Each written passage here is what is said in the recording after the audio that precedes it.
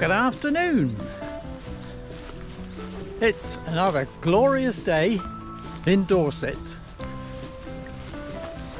I really think I've got to make the most of these days because this has been a good week. But as always, there's talk of it changing again. But today is absolutely beautiful, clear sunshine, and we're off on a walk again.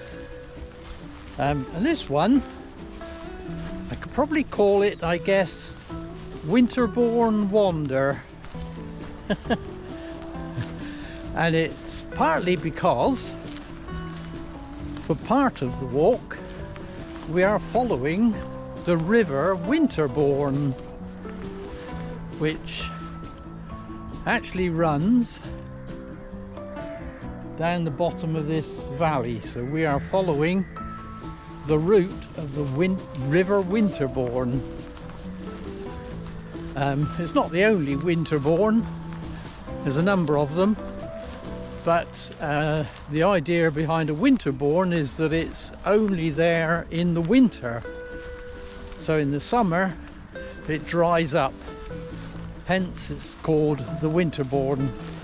So we'll see it later on, and it'd be interesting to see if there's water in there. I'm guessing there will be because it has been reasonably wet. But it's a route that takes in some interesting things, as always with my routes. It takes in a number of villages, most of which include the name Winterborne.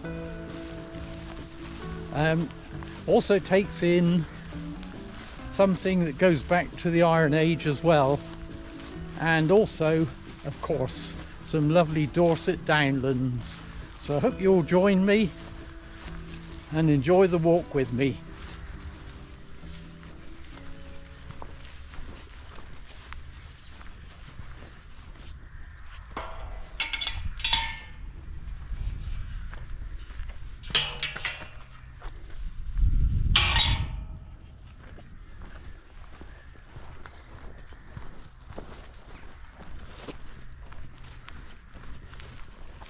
And there's some lovely lush pasture here. Really nice. Yes, this is a walk that I've done quite a few times now and I always enjoy it. It's not up in the mountains, I said before, it's Dorset Downlands, but it's absolutely beautiful. And I think probably for me, the jewel in the crown of this walk comes right at the end. And I'll tell you about that obviously when we get there. But stick with me, it is really well worth waiting for. And in the meantime, the rest of the walk is really lovely to enjoy as well. So I've taken a little detour off our route briefly to visit the first of the Winterbornes. This is actually Anderson, but it's also known as Winterborne Anderson. So it's the first of the hamlets. It's not a village, it's a hamlet, but I've come to look at the church, which is here.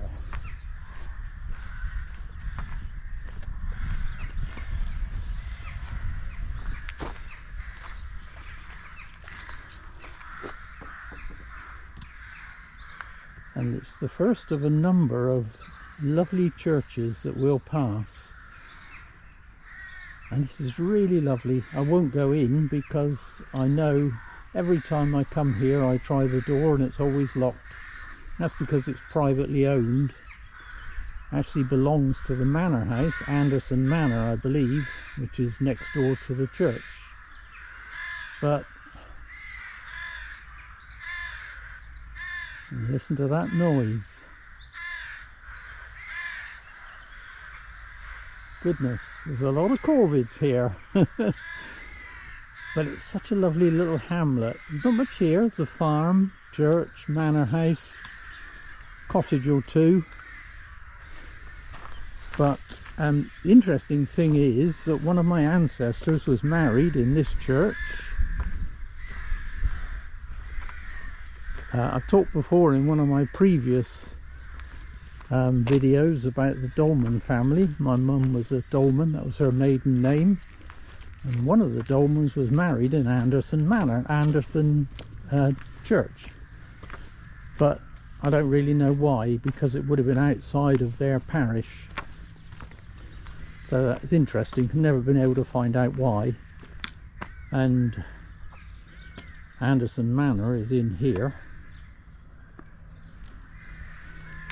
Private house, of course. It's quite a substantial manor house.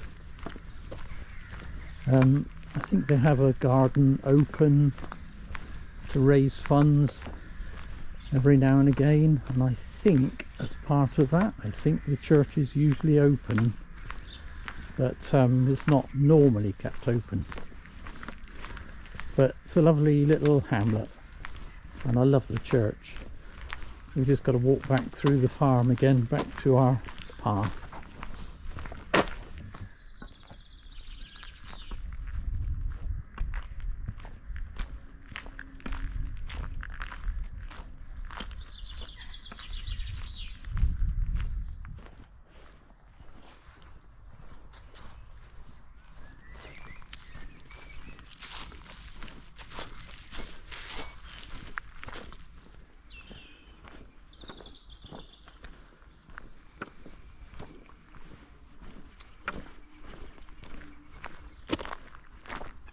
So we've reached the next Winterborne settlement, which again is really a hamlet, just a farm and a cottage or two. This is Winterborne Musseln. I have to say, it's so warm today that it's, I suppose it's comparison to what it has been recently. That's the thing. It's not actually hot, it's just it suddenly got warm and you haven't got a chance to get used to it. But it's quite funny really how already I'm kind of grabbing the shade of trees a bit to try and get out of the sun because it's so warm walking. This is nice. This is lovely when you're in the shade.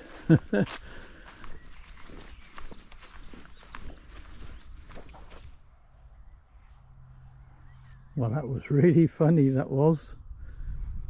I'm almost certain I saw a stoat on the path in front of me, and unfortunately I didn't have time to get the camera out in order to be able to film it, but it disappeared into the long this crop, cereal crop, and there's no sign of it. Of course it'll be creeping in amongst that lot.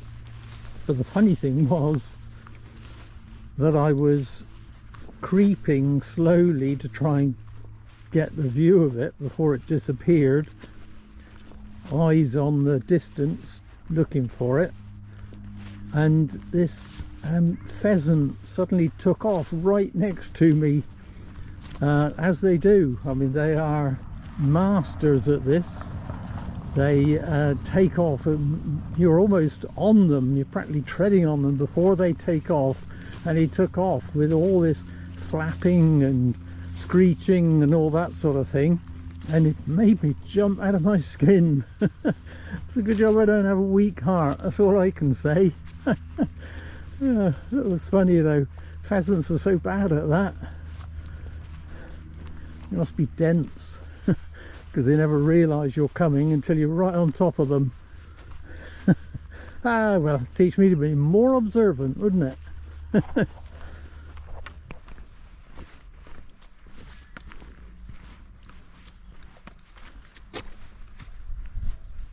And here we meet the River Winterborne again, and it is flowing well actually. It shows how wet it's been this spring.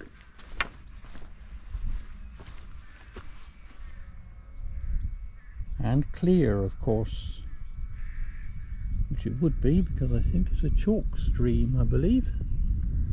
There's a lovely tree up there too. Well, we've come out onto a lovely lane now. It's actually a farm driveway, but this will take us into, in fact we've just reached the outskirts. A nice wisteria up there. We're on the outskirts already of Winterborne Kingston, which is the next in this line of Winterbornes, and probably the biggest. I don't know whether it's a village still, or whether it's now regarded as a town, but it's bigger than the others. But it's a nice, it's still nice to walk through, I think, and certainly this road we're walking is lovely. I do love cow parsley.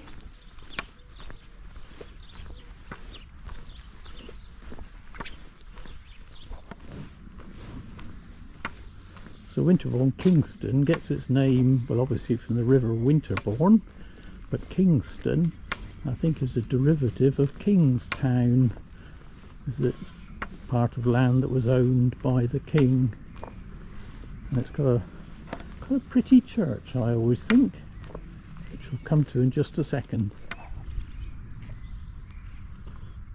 So there is the church. So as always, we'll take a quick detour and we'll look inside the church.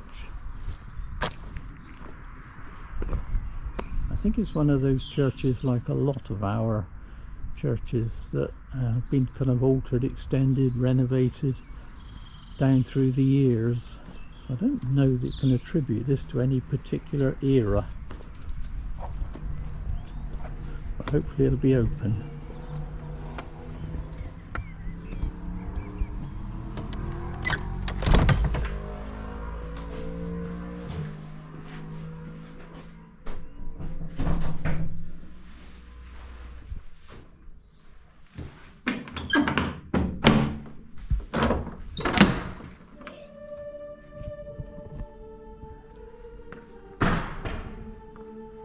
It's a bit dark in here.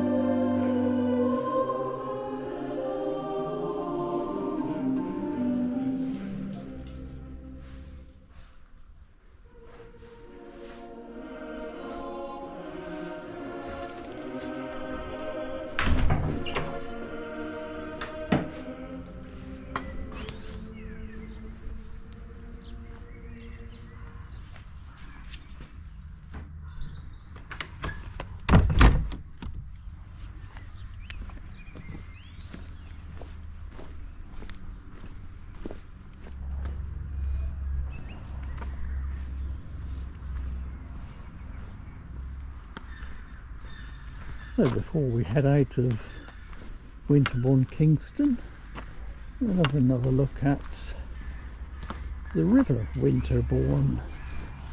And this is a nice little part of the river. We've got an information board as well. So it rises at Winterborne Houghton, flows through several Winterborne villages before it joins the River Stour at Sturminster Marshall.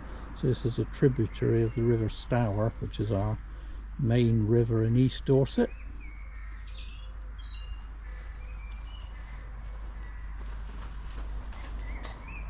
And there is Actually quite a lot of water in it as well.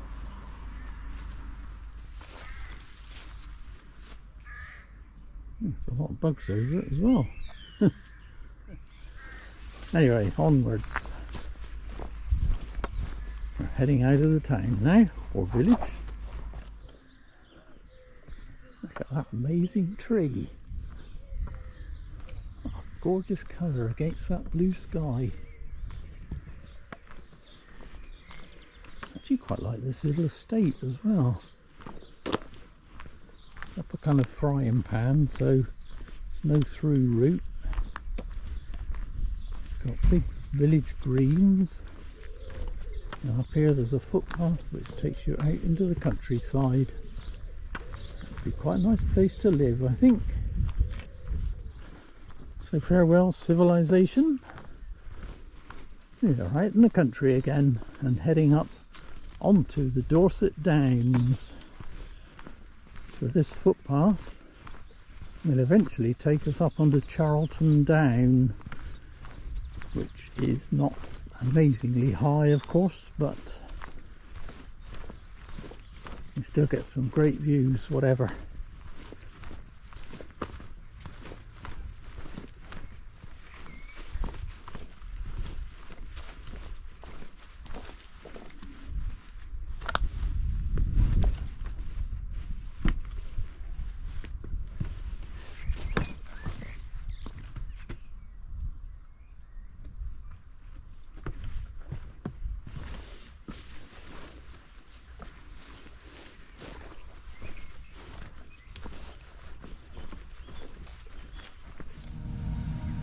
Already we started to get views and we're not very high yet.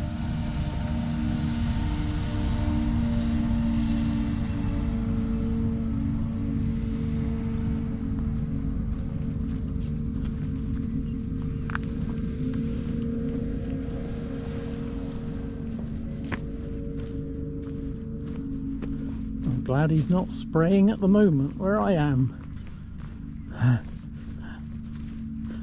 I've walked through fields being sprayed before now, and you get two possibilities depending on who's driving the tractor with this spray equipment.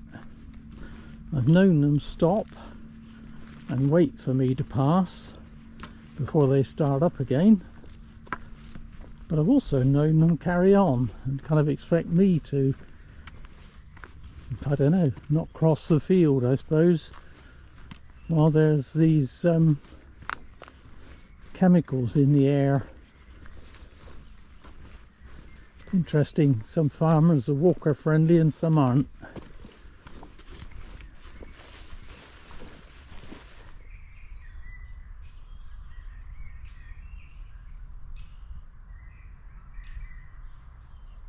That's beautiful.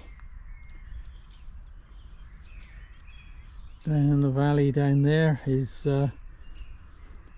Winterborne Kingston, which we left earlier. We're carrying on up onto the top of the downs.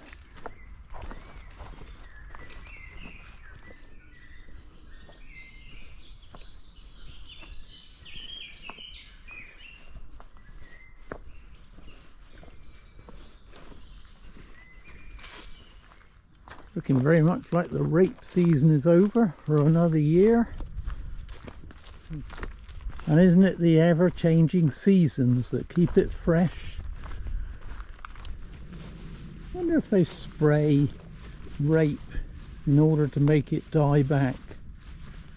I don't know, I'm not from a farming background at all, but I did notice once that with corn, or with cereal crops in fact, that I'd be walking through a field, the cereal crop would be green and lush, and then I could walk through the same field a week later and it could be dead, died back ready for harvest. And I often thought, how in the world does it die back that quick? So I stopped and asked a farmer once when I was walking across the farm, and he said they spray it, and I never realised that until then. This was quite a few years ago now, He said if they let it die back naturally, they get less yield per acre. So he said if they spray it to make it die back quickly, it retains more seed in the head, and something like 20% higher yield doing it that way. And I never knew that until then, but it certainly makes sense. So if anybody here is from watching this is from farming stock, I'd be interested to know if they do the same with rape. So we're about to come out onto one of those paths that I love walking. I mean, actually all of this I like walking. Farmland is not usually the most interesting place to walk, but this is at least arable farm, so there's no livestock. But the lane which we're going to come into is really lovely, and I always enjoy walking it.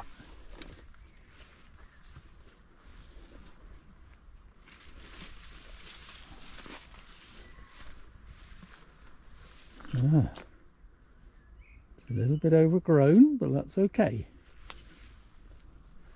Actually, I'm going to take a detour down this way for a moment, because I've just spotted something. I want to have a look at it. So this is what I wanted to look at. It's a lovely yellow rape field with a nice red barn and some blue sky. I think that's a great combination.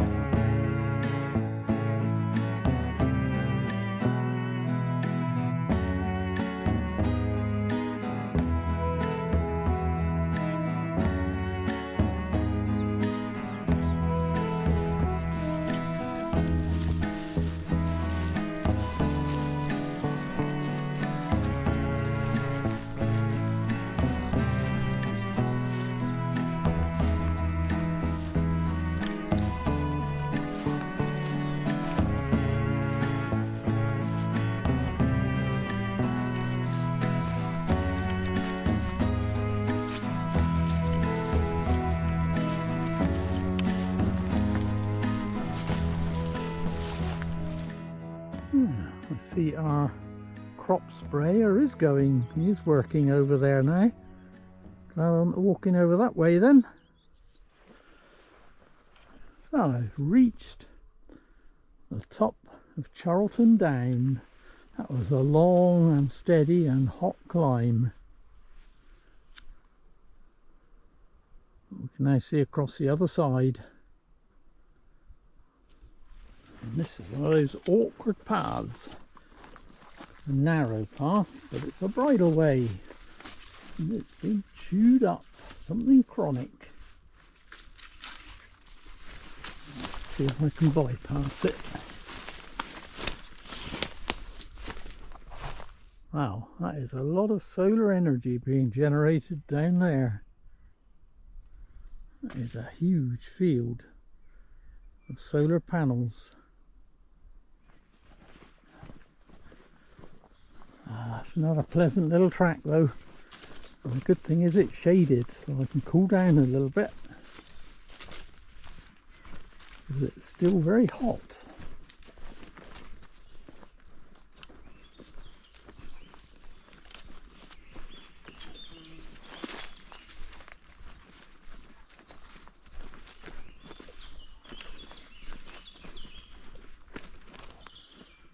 So after a nice bit of shade in the woodlands, we've got to come out into the sun again.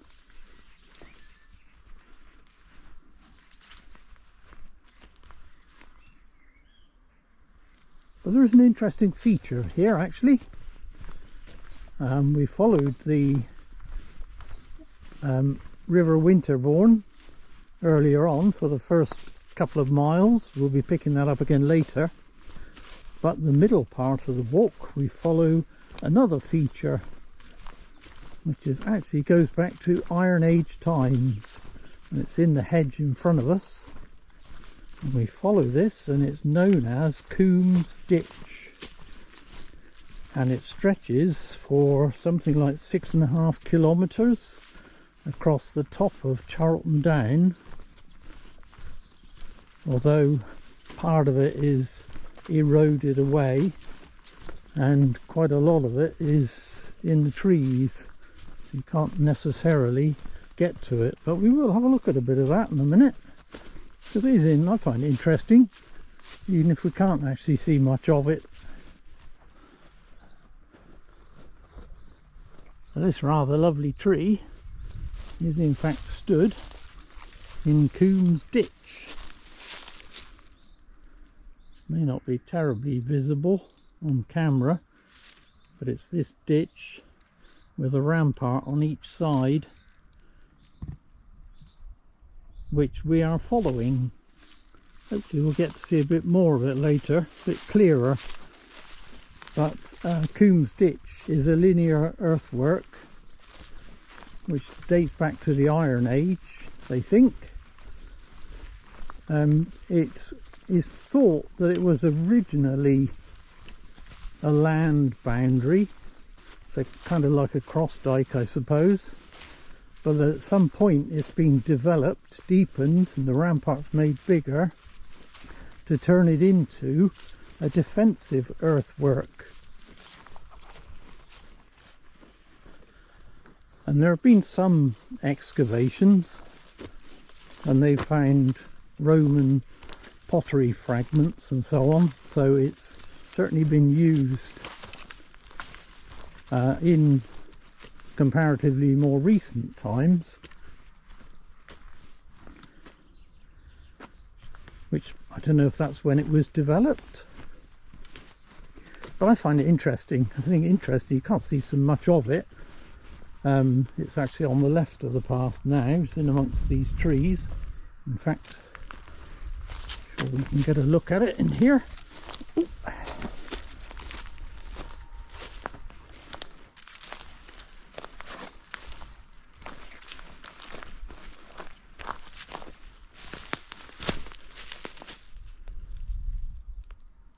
That's one rampart to the other, and I'm in the bottom.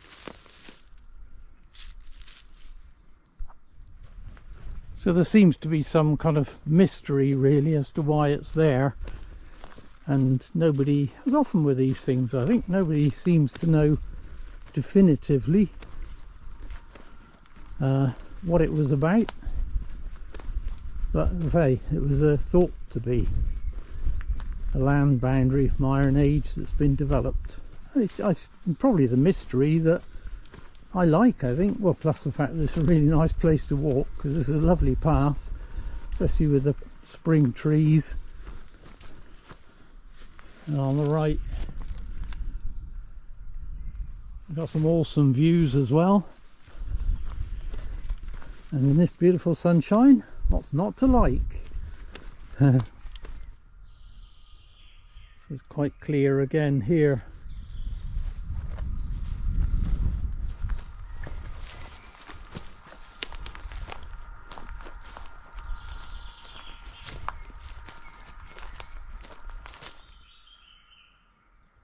And the other thing we have here, which intrigues me as well, is this tree. And it's got lots of these carvings on. I don't know how clear they'll be. That one says 19, which I can't read what that says.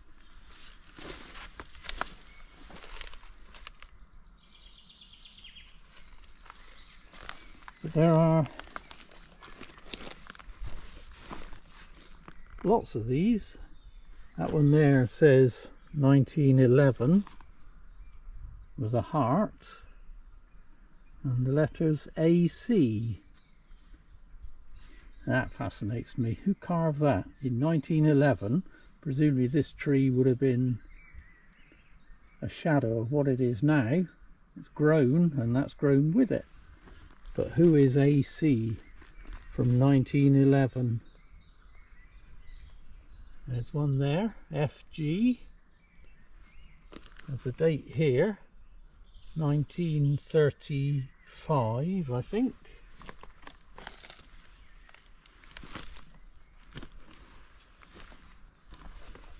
There's one there, that looks like 1914, is it? It's hard to see.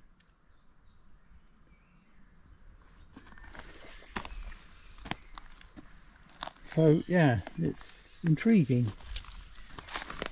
There's one there. What's that say? February the 18th, 1943. See, that's intriguing, isn't it? 1943, that's Second World War. So who carved that? Was it someone whose other half was abroad fighting or something? I think it's amazing, just interesting. And there, 19 something. Fascinating. It's a really old, chunky tree. With some wonderful green foliage.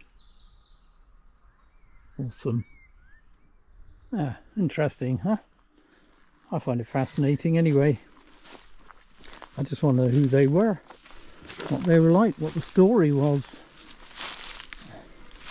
Ah, yes, now, this is another useful reason for carrying a walking pole.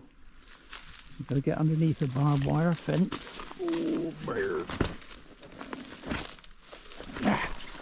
It's quite useful to be able to hold the fence up with something. Right. Onwards. And the other thing is, of course, why that one tree? Because I've not noticed it on any of the others. Not that I've examined all the trees in this woods. Why that one tree? Was it the same person who carved all of them? Was it, this is where your imagination runs wild. You kind of think, okay, maybe it was a couple and that's where they used to meet and they did their courting. They met there and he's gone off to the war and he's fighting in France or somewhere like that, and she's carved some initials on the tree that they used to meet at. I can see a story around that. Okay. Is there a novel coming here? Anybody know? If you're Charlton Down and Coombs Ditch, anybody know what that's about? I'd be interested to know. Put a comment up.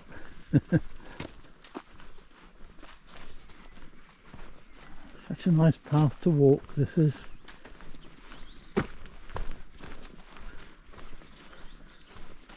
Even if the bluebells have started to go over, the light coming in through these trees and filtering through the leaves, it's just wonderful.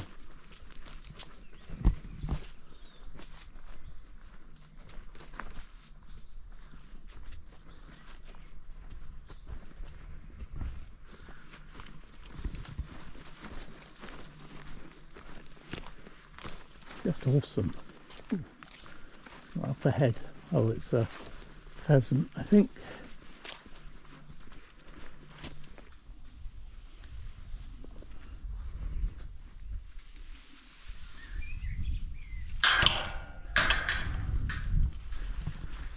So we are now out of the woods and heading back down to the bottom of the Winterborne Valley.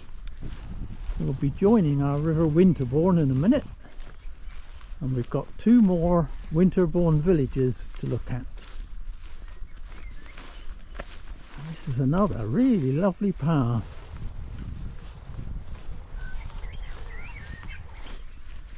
I love the long grass. In fact, the whole field full of long grass. It's awesome. Love it.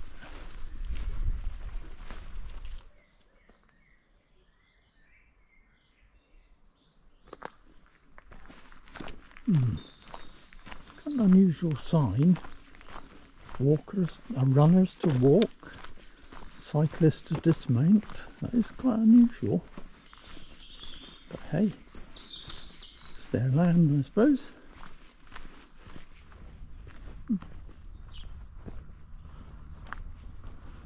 Something makes me think that maybe they keep horses here.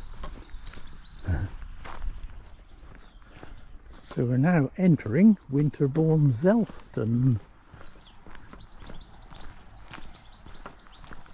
And we're about to rejoin the River Winterborne. And I like this village. It's a pretty village with some nice cottages, the river running through the bottom, which is a lovely setting as well. And right beside the river is the village church, which is also lovely. But the main thing I think I like about Winterborne Zelston is that there is no through road going through it. This road that we're walking down just goes to the farm that we came through just now. There is an A road, but you have to turn off the A road for a while to get to this. So because of that, it's a lovely peaceful village with no through traffic. And some lovely cottages.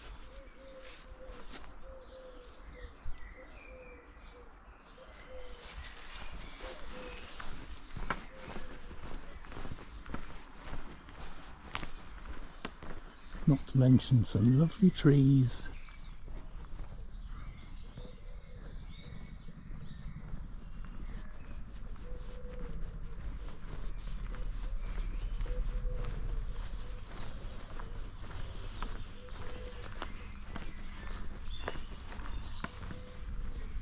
The church is on the left, so we've taken a little detour here just to look round the church before we head back along the river. Ah yes, and we've got a couple of interesting styles here. A step through style.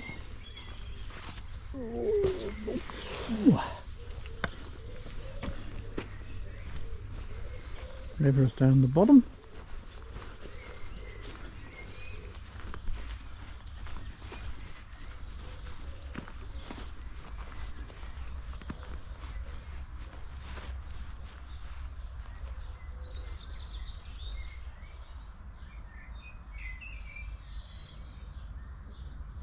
And a very full River Winterborne.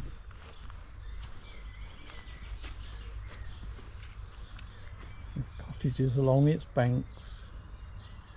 It's that idyllic scene.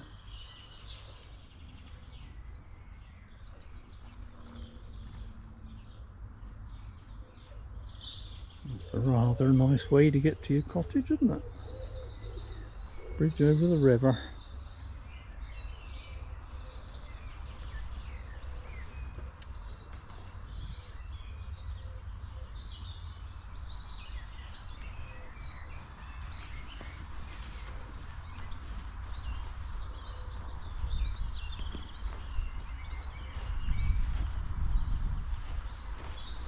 Oh yes, there's something else interesting here as well.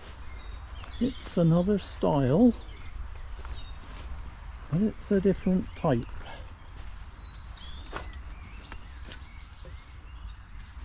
This one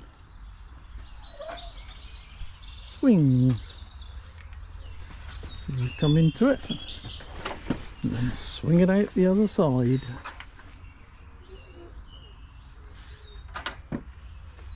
I don't know that I've seen one of those anywhere else.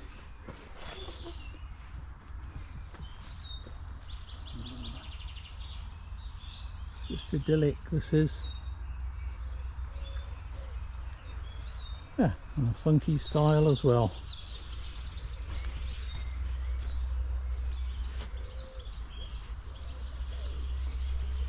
So let's see if the church is open.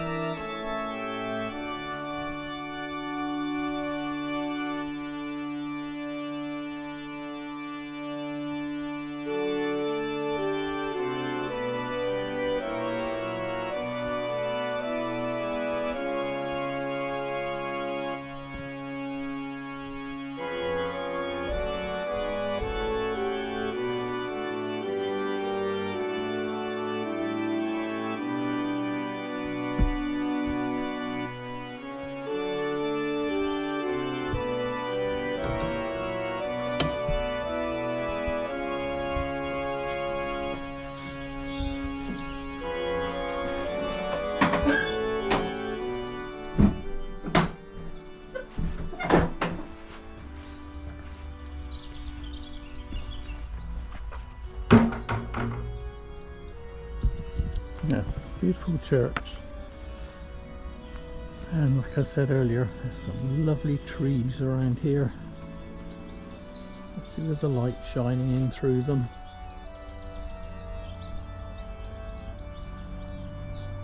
Ah, and there happens to be a seat. So it might be time for a little break.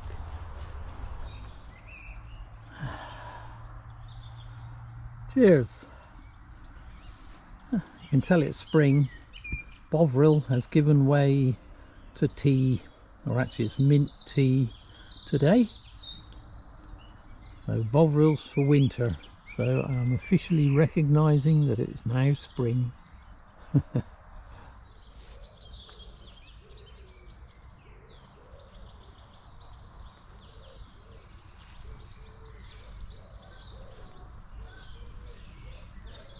There's a beautiful tree, beautiful light, and a lovely cottage behind it.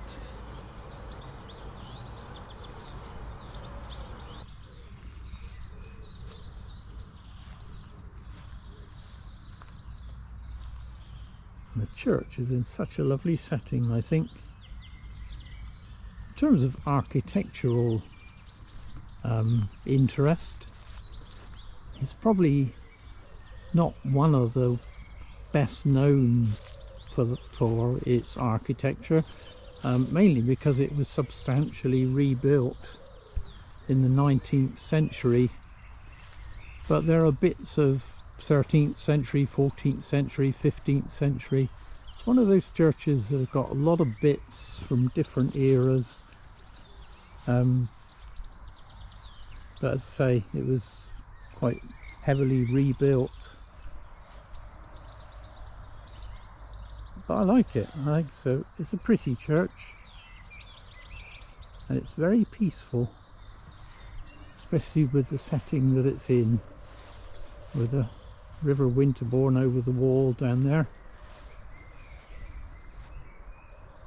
and this well manicured graveyard. Right, it's time we were heading off for the final Winterborne and the jewel in the crown. Just have a last look down the little stream. Right, I can go on to here.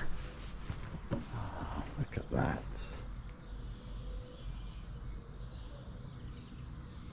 What an idyllic place to live, eh? I could put up with this. Right, Go through our squeeze style again.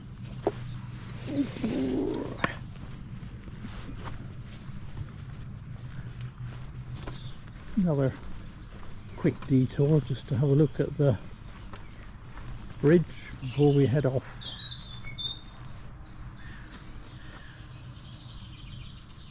There's a lovely cottage over there too.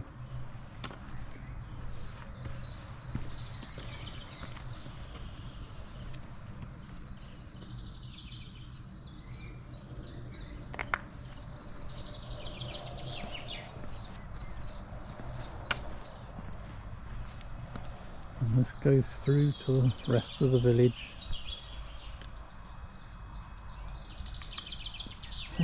Lovely. We need to go back this way though to pick up our footpath. So the village actually gets its name from Winterborne, with the river of course, as they all get their name from. And Zelston is thought to come from the Zeals family. It's taken their name and it's become Zelston. Not sure who the Zeals were, to be honest, unless he was normally be somebody notable like Lord of the Manor or something, but I don't know that one. Anyway, I'm heading off cross country. I'd forgotten that. That's amazing, that plane. I'd forgotten that was there. That's really cool. In someone's front garden. Footpath to Winterborne, Kingston. So we're not going that far because we were there earlier. So the next village en route, in fact hamlet, not a village, there's not much there to be truthful. There's a farm and a few cottages, and there's the jewel in the crown, which I can't wait to look at and to show you on film. But the last village is Winterborne Thompson, and it gets its name from, you guessed it, Winterborne, the river, and the Thompson bit comes from a man called Thomas, who was apparently Lord of the Manor, and Tun, which means estate. So that's where Thompson comes from.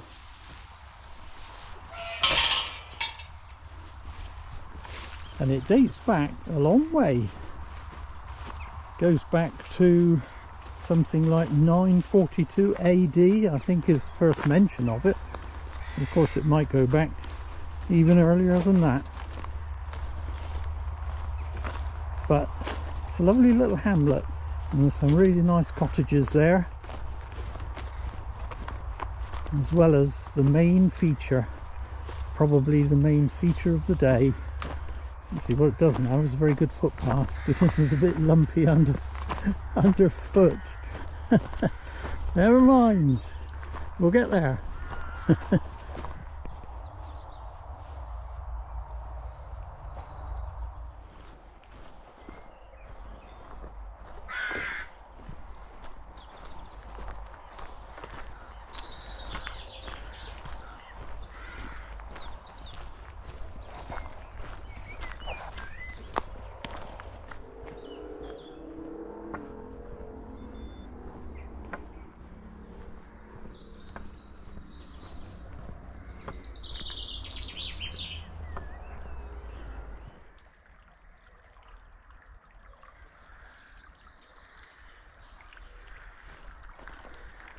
So we have reached the last settlement on our walk today, and this is Winterborne Thompson, which we're coming back into. We started here earlier, and it is a hamlet rather than a village, I think. Some really lovely cottages, and the jewel in the crown, as I call it, of this walk, which we're coming up to any moment.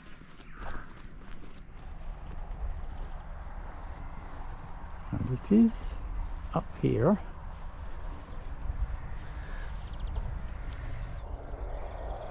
And it is the amazing Church of St Andrews at Winterborne Thompson. Absolutely beautiful little church. I love this place. Let's go in.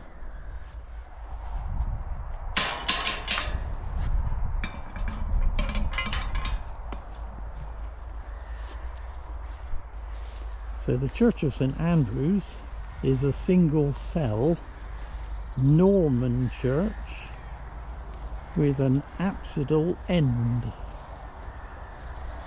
and the apse is this end here, which is where it curves, and it is one of only 4 churches in Britain designed like this, and it's the only one in Dorset that's Norman, single cell and with an apsidal end. But the real beauty, I think, is when you go into it.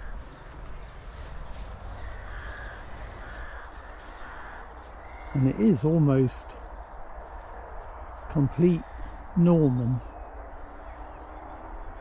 With its little bell turret on top. And this massive studded door.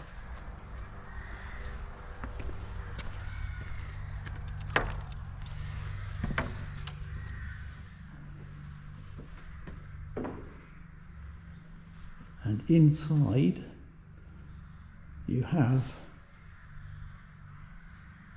an almost complete set of box pews dating from the 18th century. These are oak pews dating from the 18th century.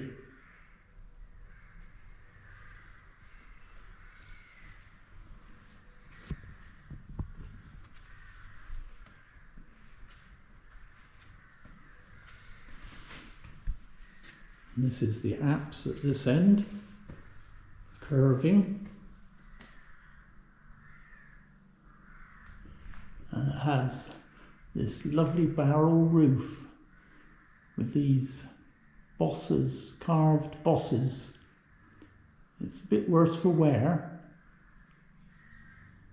of course. You'd expect it with a church of this age.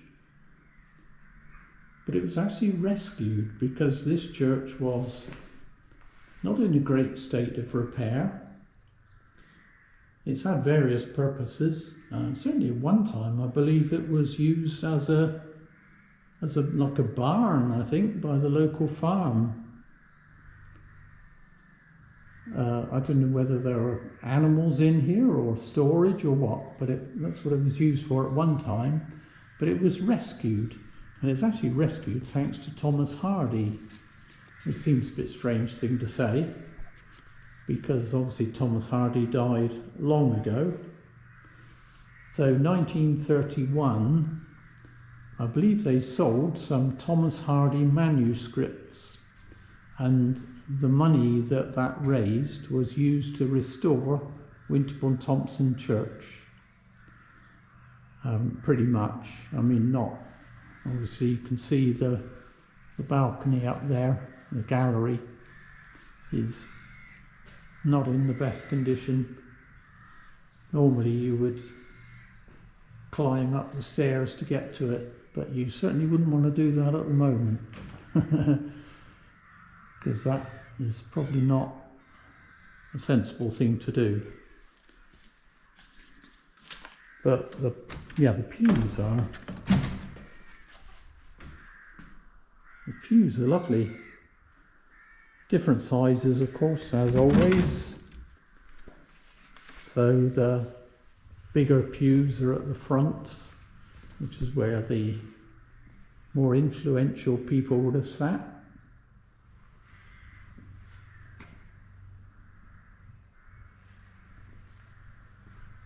oak pulpit, dating from the same time, with its hood over the top. Not sure if that's in case the roof leaks, so the vicar doesn't get wet. I don't know.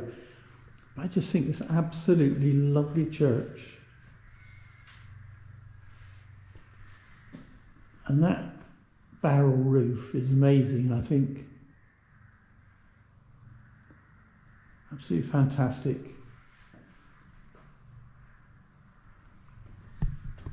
And obviously a stone flag floor.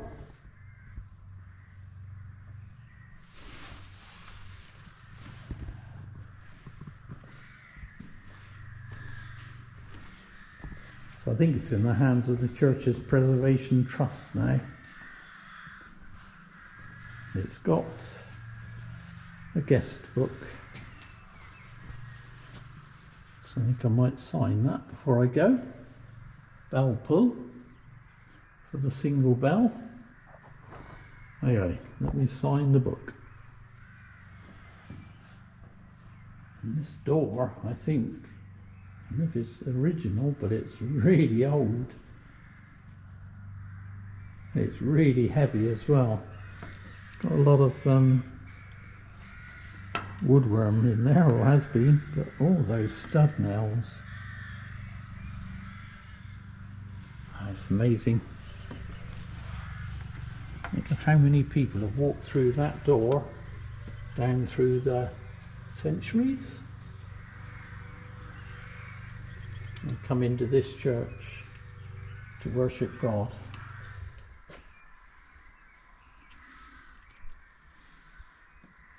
Just, yeah, adds a whole dimension to places like this. They're not just bricks and mortar. Well, actually this is something else I've just noticed up here. See the walls slope crazily both sides. I guess the beams are holding it together. But yeah, just thinking about the people who've worshipped here down through the years just makes the place come alive, I think.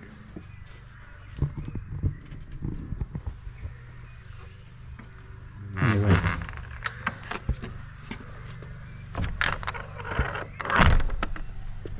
I'm glad it was open. It usually is.